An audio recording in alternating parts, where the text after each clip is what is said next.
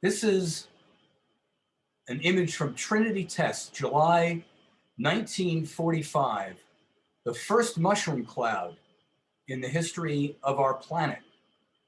And that is an image that evoked in J. Robert Oppenheimer's mind, the father of the atom bomb and the head of the Manhattan Project, as he stood there and watched what he had created. As he said, he thought of what the god Vishnu said in the Bhagavad Gita, "I am become death, the destroyer of worlds." And as it has been said, July 1945 was kind of like day one, as if we should start counting the modern era, the atomic age, with that as day one and year one. As everything changed, the genie was out of the bottle, and you could never go back from the atomic age once that was out. And it took less than a month for that terrible power to be turned into a weapon. And the next mushroom bomb on the face of the earth was at Hiroshima, and then a couple days later at Nagasaki. It was the tragic end to the tragic war. This talk will not be about the reasons for dropping it or whether we should or shouldn't have. So that was the beginning of the atomic age. And the reason this is an interest of mine, or maybe an obsession, is because, as many of us here may be joining this talk, were children at that time in the atomic age, and we grew up with the atomic bomb. And a lot of our experience in the 1950s in school was fear of the atomic bomb and what it meant, and the possibility of having to, in the middle of school, as we were learning our lessons, and you see that wonderful Palmer method script lesson up on the blackboard there, and suddenly we're having, as we did many times, we're having an atomic bomb air raid drill, and we're told that we have to duck under our desks and duck and cover, and there we are doing it. I am sure people remember this all too vividly. It was a really scary time, and as I keep looking at this particular image, it starts to look like we're worshiping something. I'm not sure exactly what that is. Maybe this. Well, Godzilla is a bit of a joke for many people. He or she, no one's really certain about that, is really an image and an icon of the atomic age, as we will get into in this talk for a bit. Well, President Truman, as many people know, found out about the atomic bomb the day he became president, after President Roosevelt died, and he, as vice president, was getting his first briefing from the generals, and they explained to him about the atomic bomb, and he was stunned and kind of angry they didn't know anything about it. It had been kept from him. And in a matter of a few weeks, he approves the dropping of the bomb on Hiroshima and Nagasaki. And this, of course, leads to the end of the war in the next few days. And before you know it, he's on the cover of Time magazine. And he says in rather prosaic fashion, "Having found the bomb, we have used it." This is in a radio address to the nation that he gives in August of '45, which I've listened to. He's not a great orator, and it's, he's certainly not, evoking his powers. But if you look at this wonderful Time magazine cover, it looks as if the man of the year has been somewhat reduced in importance. And really, the man of the year seems to be the atom bomb itself, the mushroom cloud itself. And it looks as if Prometheus has handed mankind something that, as he did fire many, many years ago, now he's suddenly given mankind the atomic bomb. Well, a year later, the US didn't drop another bomb and did not test a bomb until the following summer. And this is Operation Crossroads. There were 2 bombs tested in the summer of 1946. And this is my favorite image of an atomic bomb and a mushroom cloud. It's a gorgeous photograph, and you get this image of the Bikini Island atoll out in the Pacific. This sort of bizarre contrast of the ultimate sort of retirement dream of going to the beach of a of a Pacific island where you just lull away your retirement years, but instead with the palm trees and the beautiful sky. But instead, what we've got is this atomic explosion. The genie was in fact out of the bottle, and the culture of the West was just beginning to really get a grip on what this all meant.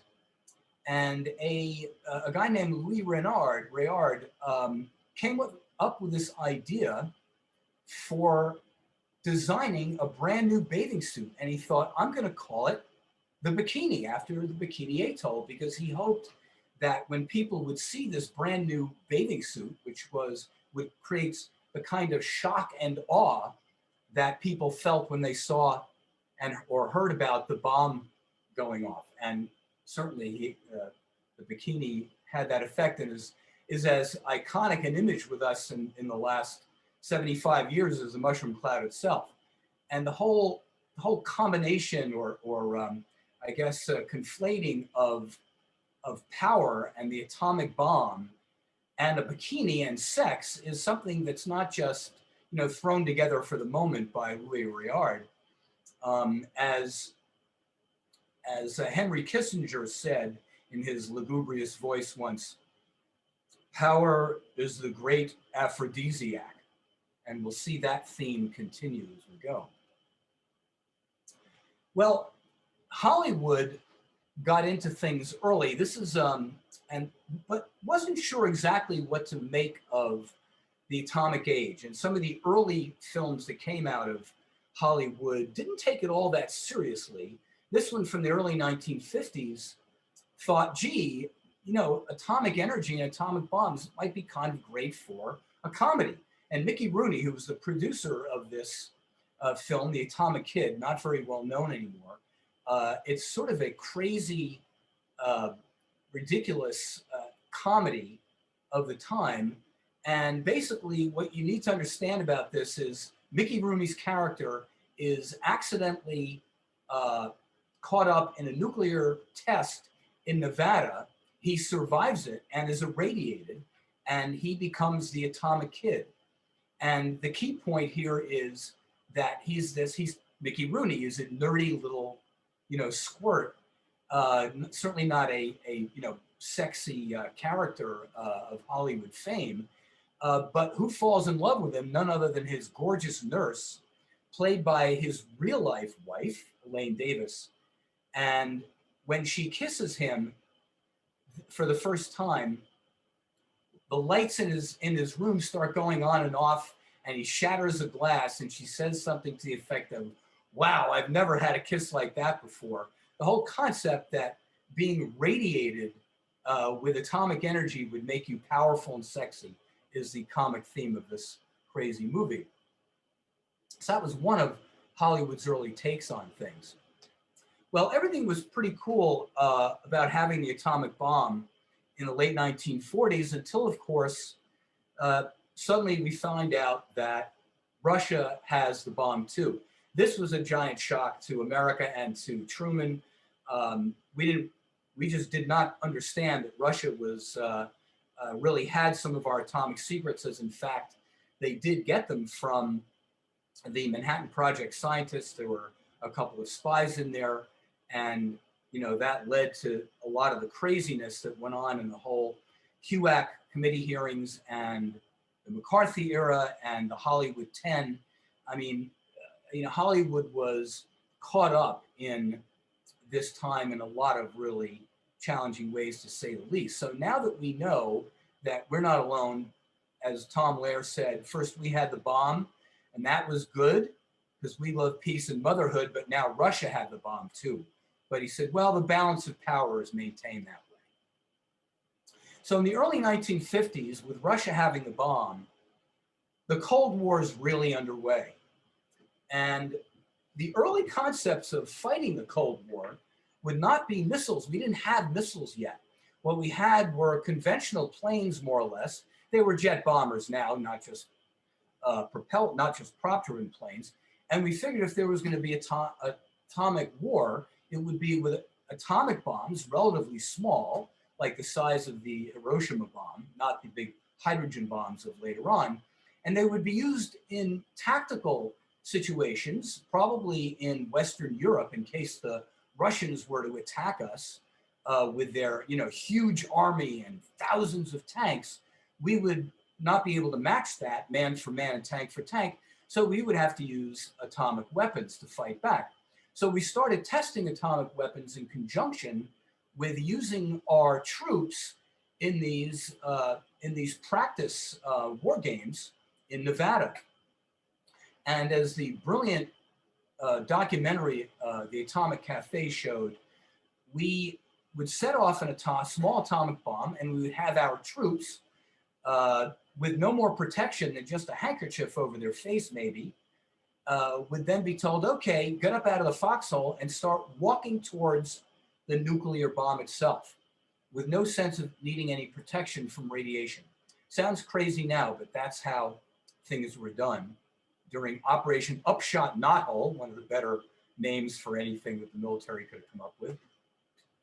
The whole idea of all the testing being done by our military in Nevada was, again, nothing that people were that upset about. In fact, they thought it was kind of cool. And there was something called atomic tourism that began. People who would go out to Las Vegas to hit the casinos would hear about an atomic test being ready to go the next day. And so they would get their cocktails and they would sit up all night, and then they would drive out to, before dawn, to a place where they could, quote, safely watch these atomic explosions. And they'd take their cameras and their six-pack of beer, and they would have fun doing this. So this is the early atomic age, and how people were really not yet understanding what was, what the concept of atomic power was all about. We certainly feared the idea that the Russians could attack us. And, that's why school children, we were ducking under our desks. Well, all this potential for warmongering on our parts, at least, and possibly what the Russians were up to, Hollywood started getting into the act and thinking of all sorts of different scenarios for films, sci-fi films particularly. And this was really a golden age for science fiction movies and science fiction novels as well. So one of the great films of the era, early one, 1951, is The Day the Earth Stood Still. And this is basically a morality play where Hollywood gets the idea that, hey, wait a minute, atomic bombs are going to do more than just kill a few million people. It might kill hundreds of millions of people, or maybe worse. And so in the scenario of this film, Klaatu the alien comes to Earth, and his message is, if you keep threatening to extend your violence to atomic bombs and maybe space exploration, those of us in the superior civilizations in the other solar system is going to come by, and we're just going to wipe you out. So you better stop this. I mean, that was the morality play at hand. Now, there were other sort of concepts that Hollywood was coming up with. So you basically had two types: aliens and monsters. Those were the two basic categories. And one of the earliest, and very much a forerunner of Godzilla, is the beast from 20,000 Fathoms. And here the concept is that there is a dinosaur trapped in the ice in suspended animation, and all our atomic testing has melted some of that ice, irradiated the monster, and he's alive again. And this is the idea that Mother Nature doesn't like it when we start throwing these atomic bombs around. And so here we have the beast from 20,000 Fathoms attacking Manhattan.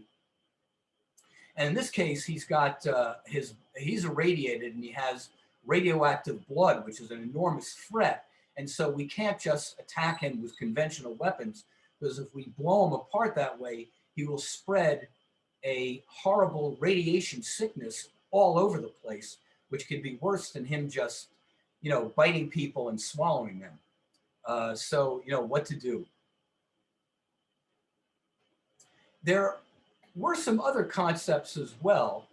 And in the case of the Incredible Shrinking Man, if you remember, Mickey Rooney is irradiated, and it turns him into, this shrimpy little guy, kind of, certainly smaller than his own real life wife. He's a short person, but he's irradiated, and now he's a sexy guy. Well, the Incredible Shrinking Man reverses that whole wonderful, sex fantasy, and just the opposite is having this average guy who's accidentally subject to a radiation cloud, slowly and inevitably starts shrinking in size to the horror of himself and his wife.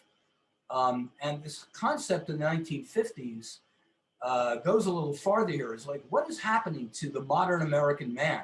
Is he being is domesticity taking over a little bit too much? Is the great independent American pioneering man, Paul Bunyan, being shrunk down in size as the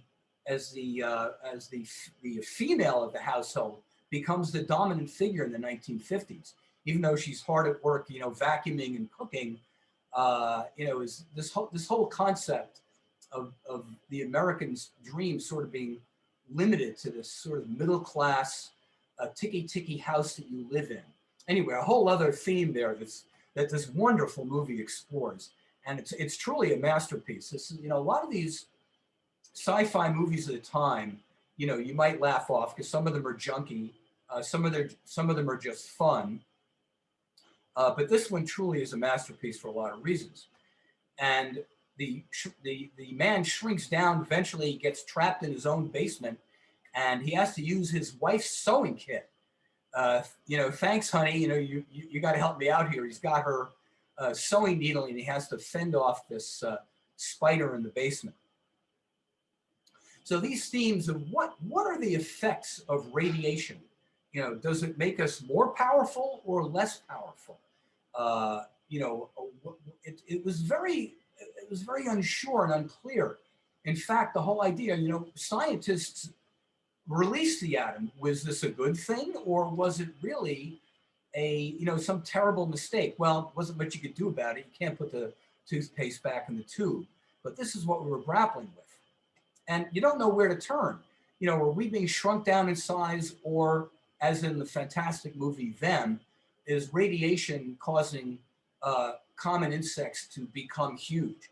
And this particularly excellent movie from the era specifically talks about the nuclear testing in Nevada and New Mexico has a few years later caused common ants to become huge, and they're reproducing at a fantastic rate, as it says. The ants are a fantastic mutation, probably caused by lingering radiation from the first A-bomb. That's what one of the characters in the movie says.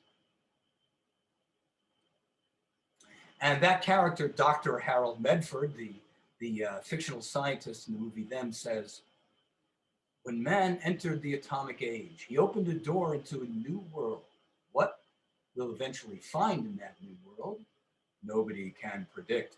Very ominous words, and wouldn't have been so bad if maybe Dr. Robert Oppenheimer had said this to himself instead of talking about the Bhagavad Gita and I become death. Not a bad quote for a fictional scientist.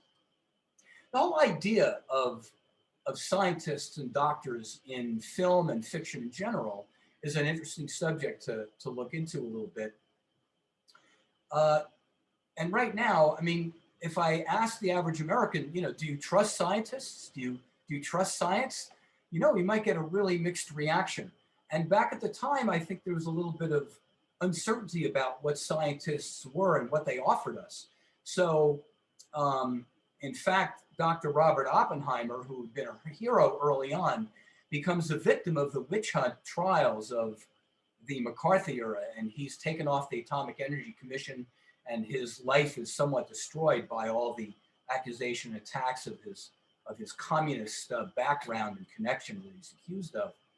In any case, in two of the better movies of the time, the Beast in 20,000 Fathoms and The Day the Earth Stood Still, you have these scientist characters, Sam Jaffe playing that one. You could see who he's based on. I mean, it's not an accident, and it's not just his hair.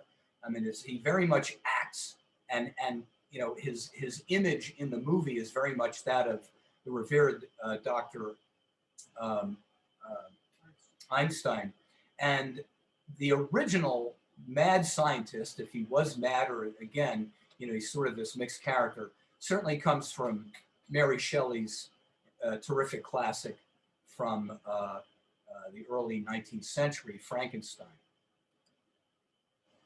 So in the 1950s, scientists were trying to tell us, don't worry about all this. Don't be afraid.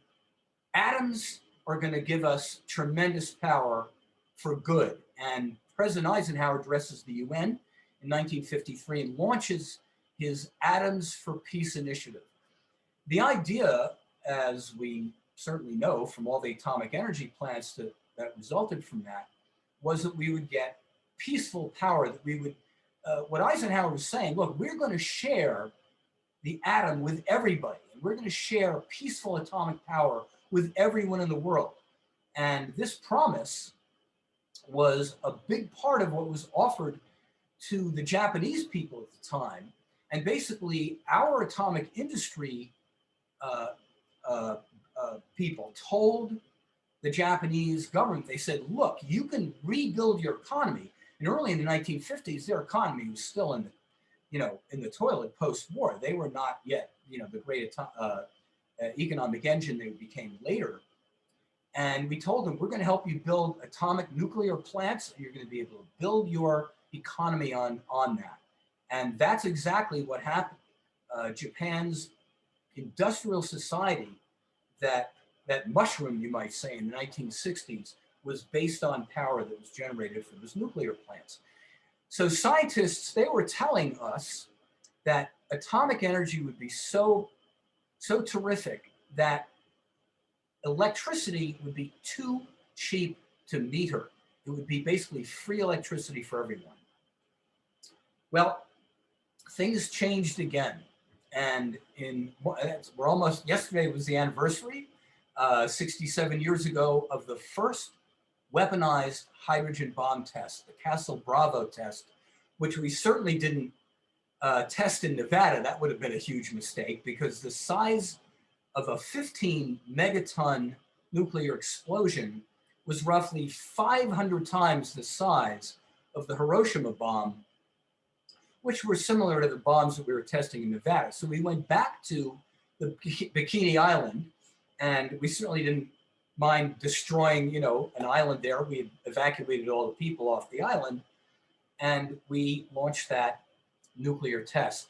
So this really changed everything. This was no longer a matter of tactical nuclear weapons with some infantry troops, moving into position after a bomb is launched.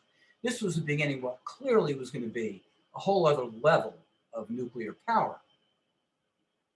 Well, what also happened that day, so this is out in Bikini Atoll out in the Pacific. Now, the U.S. military wanted to make sure nobody got too near this testing site. So they made a big effort to get a lot of information out to all the ships at sea. Don't come anywhere near Bikini Atoll, stay, at least 100 miles or more away. But unfortunately, this boat, a small fishing boat with 24 sailors on it called the Lucky Dragon number 5, didn't get that memo. And so they were fishing in the region of the Bikini Atoll. And before dawn one morning, there was, a sailor was on watch, suddenly sees, looking in the west, he sees what looks like an enormous sunrise happening at a scale that he never would have seen before. And he starts, screaming out to his fellow sailors. A Picadon, that was the Japanese term for an atomic bomb. And they had this idea, there was an enormous nuclear flash, on the horizon. And they all came out on deck and they saw it and they were terrified of what it meant. They had no idea how far away it was or how big it was, but it was really terrifying. 4 hours later, as they went back to the job of fishing, and these were poor fishermen, they had to get their job done, it started to sort of snow on their boat. It was kind of like warm, dry snow in the heat of the Pacific Ocean. And what it was the nuclear fallout from the atomic test. It had taken 4 hours for it to drift right over their boat and drop radiation all over them, their boat, and their cargo of fish. Well, that turned out to be a serious tragedy as the boat, the Lucky Dragon number 5, 2 weeks later came back to port to sell all its fish into the market. All its crew members had gotten sick with radiation poisoning. They, of course, had no idea, that that's what that fallout was. They just basically hosed it off their deck and went back to fishing. And suddenly, there were radioactive fish from other boats as well, up and down the seacoast of Japan. All these sailors were now in the hospital with radiation sickness, and the whole country of Japan was turned upside down. The whole country understood that this was the result of nuclear testing, and only 9 years after Hiroshima and Nagasaki, Japan, still coming out of the war, was in a state totally in a state of hysteria over this. And it was more than just the idea of nuclear testing in an abstract fashion. The fishing industry went completely dead for a while, which meant that the basic food, the basic food of Japan, Japanese people, fish, could not be eaten. It was heard the emperor had stopped eating fish because these fish, they went around, they sent scientists around to the fishing ports with Geiger counters, and they found out the fish were all clicking when they turned on, click, click, click, those Geiger counters. And the Japanese people referred to them as crying fish. So why do I have a picture of Godzilla up there, or Gojira as he was known?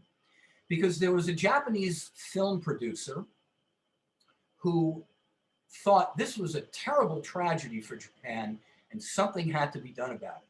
So he decided to make a movie. He had a very low budget, but in a matter of a couple of months, he made a film that he called Gojira, the original Japanese version.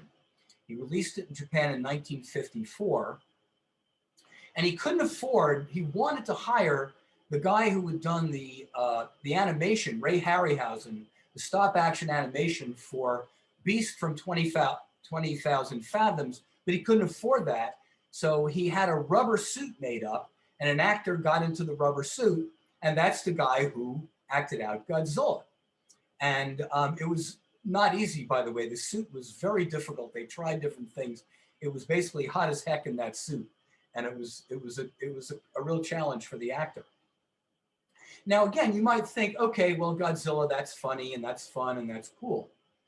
Japanese people went to the theater to see this only a couple, few months after the Lucky Dragon number 5 had dumped its radiated fish and basically destroyed the fishing industry. And they went to that movie and they came out in tears. They were basically reliving the experience of the end of the war. And as the producer of the movie said, mankind had created a bomb, and now nature was going to take revenge on mankind.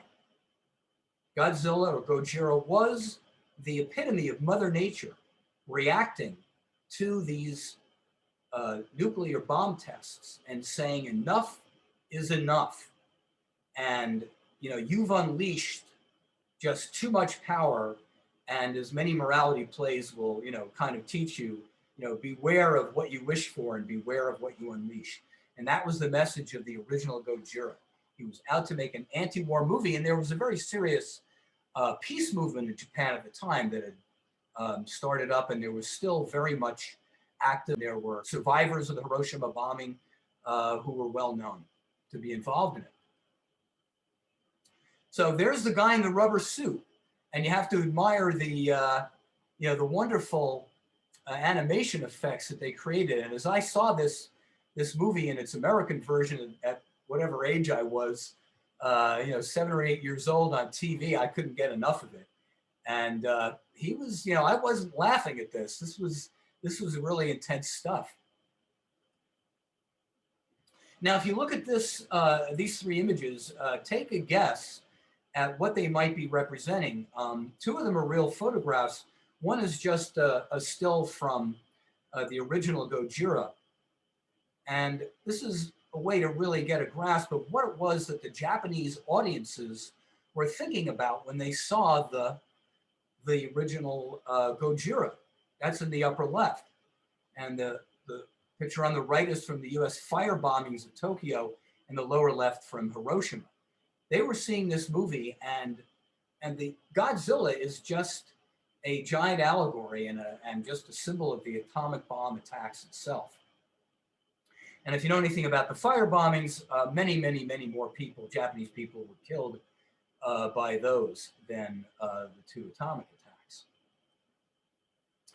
So Godzilla, in addition to wagging his tail and crashing down buildings, has really bad breath, and it's nuclear breath, of course, and he can just spread this radiation.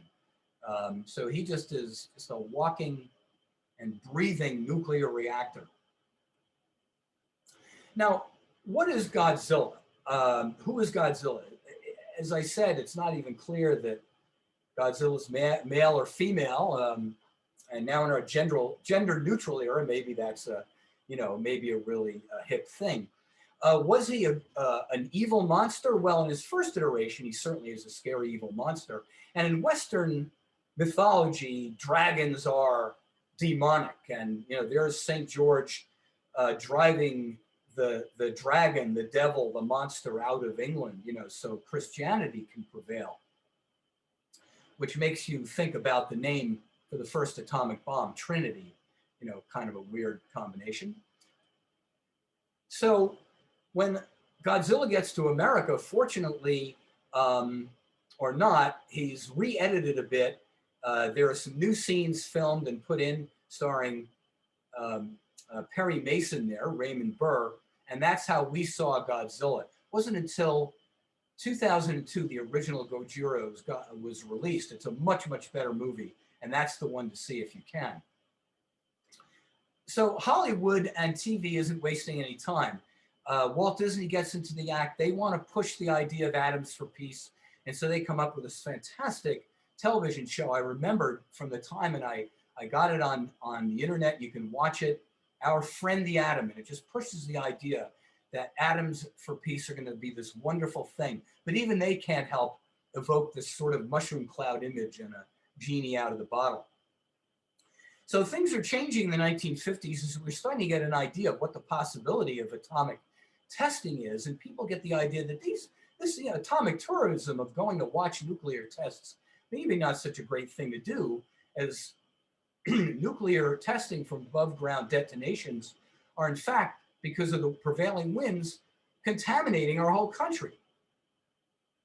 And we're seeing other images. This is not Man of the Year exactly, but none other than our buddy Nikita Khrushchev, who was sort of a monster in my mind as a child. And there he is, with now that Russia has hydrogen bombs, just like we have, and nuclear testing is becoming a real threat to. We just haven't obviously listened to Klaatu from outer space, and we haven't been listening to Hollywood's been trying to tell us. We just can't keep doing this above ground nuclear testing and threatening each other with atomic bombs and nuclear Armageddon. Well, it results in the great masterpiece of the time. probably the first really dead serious great masterpiece of filmmaking of the era on the beach. It's the based on the novel by Neville Shute and starring Gregory Peck and Ava Gardner. And the very last frame, this is a post-nuclear world where there are just a few survivors left. And, you know, we've done this to ourselves. And the message of the film at the end is, this doesn't have to happen. There's still time, brother. And remarkably, one of the most memorable performances in the movie is by that man on the right, who I hope you'll recognize as Fred Astaire. And look in his eyes and then look in the eyes of Dr. Robert Oppenheimer. There's no question, if you see that film, that Fred Astaire, who, by the way, chain smokes throughout the movie, is really based on Oppenheimer. And there's a wonderful scene in that movie at a cocktail party early on where some people at the party, who they're all getting a little drunk, and they start challenging Fred Astaire and saying, it's your fault, you scientists did this to us. And his answer to it is really interesting, as he says, well, maybe we did, but you know, this just was inevitable. Once you get, you know, you have atomic power, you know, it's just going to happen. Almost evoking that sort of bland comment by Harry Truman. Having found the bomb, we have used it, he said. Well, now we suddenly get into the 1960s, and with all this fear of atomic bombs, hiding under our desk is not going to do it. And so a whole new thing starts, and President Kennedy presses into everybody's minds, and there's this big era of building fallout shelters. And he makes a big thing about it. And Life magazine publishes a wonderful spread on how to build an atomic fallout shelter for yourself. As I said, hiding under your desk isn't going to do it. You've got to build a hole in the ground, and you get your family down there, and you got your cans of green beans, and you're going to be fine.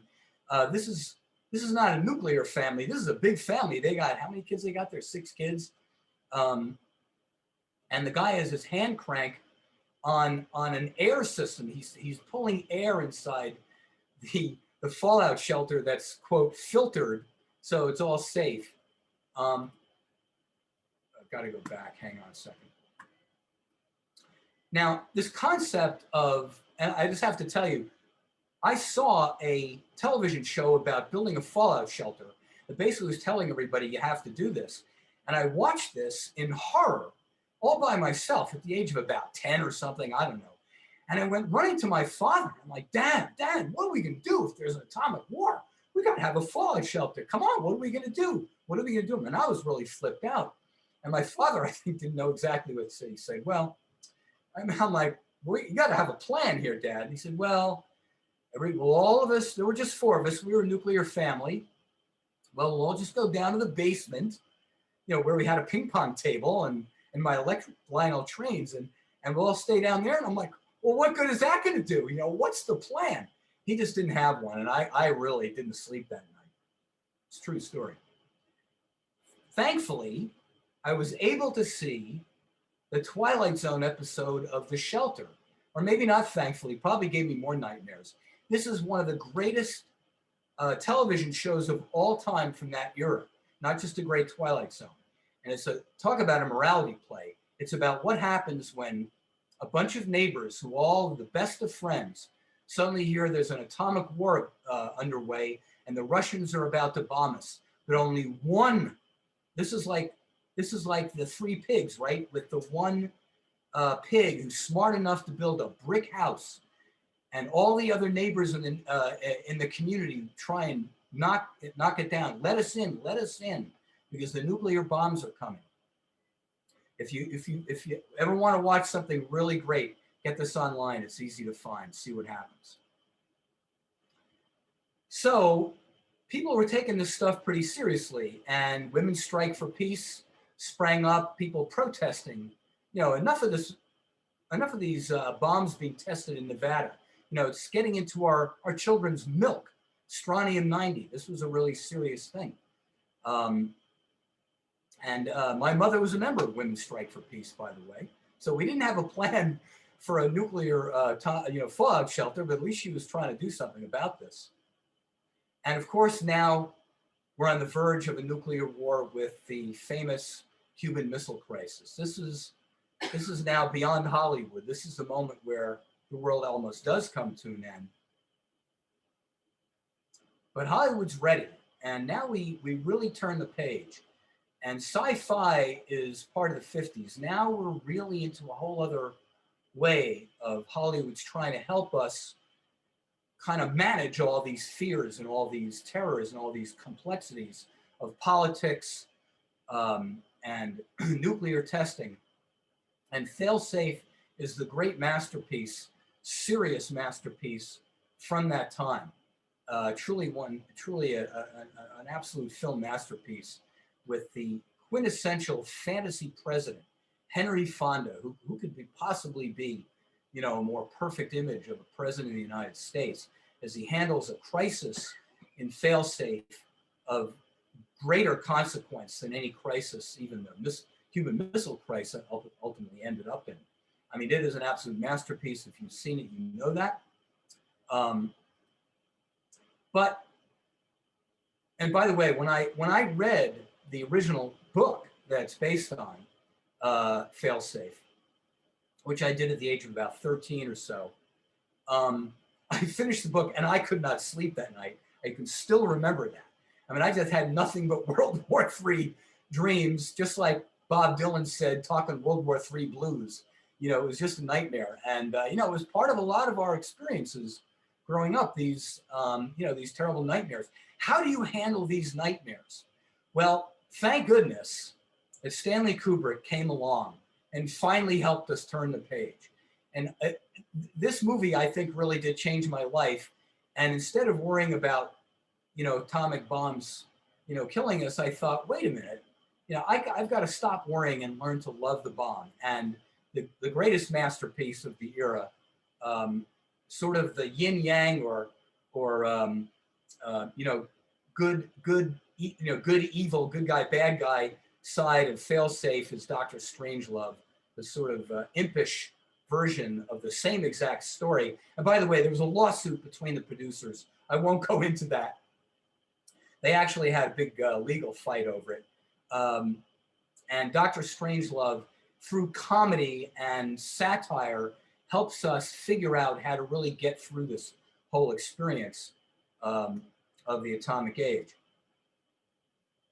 And in case you're wondering, the connection I made early on about the bomb, the bikini, sex, and power, we get it all in Dr. Strangelove. And there is the secretary of the head of the Joint Chiefs of Staff who's answering the phone for him in a bikini.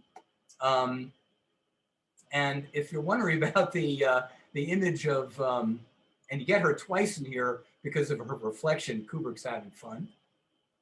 You also get the President of the United States on the telephone. This whole idea of the telephone being our lifeline, our link. We didn't have Zoom then, but you could pick up the telephone, the red phone, if you're president, and call the premier of Russia, and maybe stop, the nuclear holocaust from happening. As these presidents, there you see Henry Fonda, of course, who it is on the left, and that's President Merkin Muffley, played by Peter Sellers in Dr. Strangelove. And the images that Kubrick was taking, really are right from real life. There you have Kubrick's war room on the bottom, and you see President Kennedy with his advisors during the Cuban Missile Crisis. And again, Kubrick was having too much fun here. He just, Strangelove played by Peter Sellers on the right. I don't have to tell you who he looks like. You've got to know who that man is on the left. And on the lower left is Dr. Jack Ripper. And the guy on the right is the head of the Joint Chiefs of Staff, who was he actually ran for vice president with George Wallace in 1968. And he was the architect of the firebomb campaign in 1945. So these are real guys. Now, things change again as everybody kind of wants all this madness to stop. And Hollywood says, well, let's figure out a little bit of a different story. And fortunately, they come up with one. The Russians Are Coming is a wonderful comedy. It's this fantasy about really the Russian people and the American people, figuring out that we're really all the same. And Hollywood wants to kind of bring some sanity to this. And simultaneously, we really are heading into another era of détente, which follows shortly afterwards. And that's really, we're really beginning to leave behind the first two phases of the atomic age, the 50s and the 60s. We do a fast forward to 1979, again in March 16th, the release of the China Syndrome. Remember when electricity was going to be too cheap to meter because we were going to have all these nuclear plants? 12 days after the release of this movie, which was a whole movie about what the possibilities were for atomic energy plants basically melting down and contaminating everything, 12 days later comes the actual Three Mile Island plant. So here you get almost a case of not art imitating life, but life imitating art. Well, we're going to fast forward through a lot of interesting things that Hollywood did in the 1960s with film and the last part of the Cold War. And we'll just jump to what we can really say is the latter stages of the Cold War. Now the Cold War really has ended in 1989. So what are we into in 2002? Well, we're into a whole new era where the concept of the mushroom cloud is being used to whip up our fears yet again, and it's an handy icon to pull out of your pocket, as Condoleezza Rice basically sets up the whole invasion of Afghanistan and Iraq, and by saying we've got to do this preemptively because we don't want the smoking gun. Remember, Saddam Hussein had all those nukes. We don't want the smoking gun to turn into a mushroom cloud. And based on those fears, the Congress and most Americans say, yeah, we got to invade. And 20 years later, we still have that going. So we fast forward to Fukushima. You remember how the Japanese economy, generated by our scientists, enabled their economy to be built on the strength of their nuclear power plants. Well, that wonderful era of quote free nuclear energy, free electrical energy, came to a screeching halt with the tragic consequences of the tsunami and the virtual meltdown of the Fukushima Daiichi plant.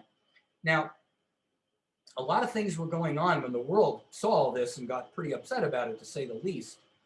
There was a fabulous NPR story that talked about all the concerns people had. And in the days following this explosion, the internet was swamped by people searching for a single word. More than any other word, the search was out. And what was that word? Godzilla. People understood the connection between Mother Nature telling us, once again, folks, be careful what you unleash. Now, Godzilla has had a long career and still going strong. He even got himself a star on the Hollywood Walk of Fame. And it's good that we don't lose sight of him. Unfortunately, he's been rebooted again the last few years. It'd be fun just to talk about all the silly and funny Godzilla movies, including Son of Godzilla and many others, unforgettable, some are really awful. His recent reboot is not about nuclear Armageddon, though. And here again, the idea of Godzilla, is he a monster? Yes. Is he a friend or foe? well, in this iteration, he's really here to save mankind. And you have to understand that in Eastern mythology, unlike in Western, dragons are mythological figures of great power, but also great wisdom. And they are very, we have the Chinese have among their 12 year of the ox we're in right now, they also have year of the dragon, right? I mean, this is a very important image that is a very positive image. And if you go to Japan, Godzilla, of course, is everywhere as sort of a mascot of the country. And in this iteration, the threat is not nuclear war, it's climate change. And whether it's convincing or silly, that's the concept. They've modernized things. And we have some new threats right now, of course. We're still in the throes, the last throes, we hope, of the great pandemic. I don't know if we're going to listen to our scientists as we should. And, I don't know what Dr. Oppenheimer would say about it now, but I hope we're listening to our scientists, and we know who the image of our scientists is now. And hopefully we can get out of this. You don't know if the world's going to end in a bang or a whimper. And this is the threat we face today. Hopefully Dr. Fauci will get us out of it. And I no longer have nightmares about the bomb. Well, maybe sometimes.